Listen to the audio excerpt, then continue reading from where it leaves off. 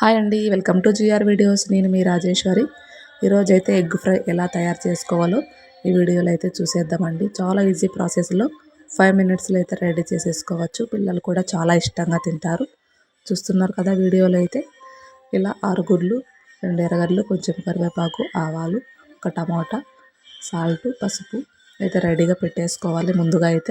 ముందుగా కడాయిలో అయితే ఇలా వేసేసుకోవాలి. ఎర్రగడ్డలు, కరివేపాకు వేసేసుకొని బాగా మిక్స్ చేసుకోవాలి. కొంచెం లైట్ బ్రౌన్ కలర్ వచ్చే వరకు బాగా వేయించేసుకోవాలి. తర్వాత కొంచెం పసుపు వేసేసుకొని మిక్స్ చేసేసుకోవాలి. పసుపు ఎందుకంటే కొంచెం టేస్ట్ కోసం అన్నమాట. మనకు ఇలా మిక్స్ చేసుకుంటూ ఒక 1 మినిట్ వరకు మిక్స్ చేసేసుకోవాలి. ఎర్రగడ్డలు కొంచెం బ్రౌన్ కలర్ రావాలి. తర్వాత టమాటా అయితే ఒకటి కోసి రెడీ పెట్టుకున్నాం కదా, చిన్న ముక్కలుగా అయితే ఇలా కోసేసుకొని ఇలా వేసేసి బాగా మగ్గిచ్చేసుకోవాలి. టమాటా అనేది ఉడికిన తర్వాత కొంచెం కారం పొడి, రుచికి సరిపడా సాల్ట్ వేసేసుకొని ఒక 2 మినిట్స్ అయితే ఇలా మిక్స్ చేసేసుకోవాలి. టమాటా వేయడం వల్ల మనకు ఎగ్ అనేది చాలా స్మూత్గా అయితే వచ్చేస్తుందండి.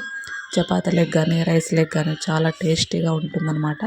మనకి టైం లేనప్పుడు ఇలా 5 మినిట్స్లో అయితే ఎగ్ ఫ్రై అనేది రెడీ చేసేసుకోవచ్చు. చాలా ఈజీ ప్రాసెస్ అండి. వంట రాని వాళ్ళు కూడా చాలా ఈజీగా చేసేయచ్చు అనమాట. తర్వాత అయితే ఎగ్స్ అయితే వేసేసుకుందాం.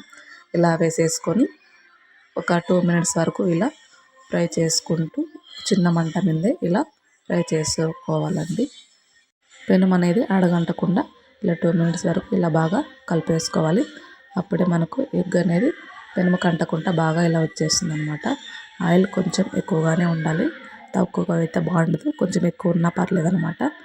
ఆల్మోస్ట్ మనకి ఎగ్ ఫ్రై అనేది రెడీ అయిపోతుంది అనమాట. చూస్తున్నారు కదా. ఈ వీడియో మీకు నచ్చినట్లయితే ఒక చిన్న లైక్ ఇవ్వండి.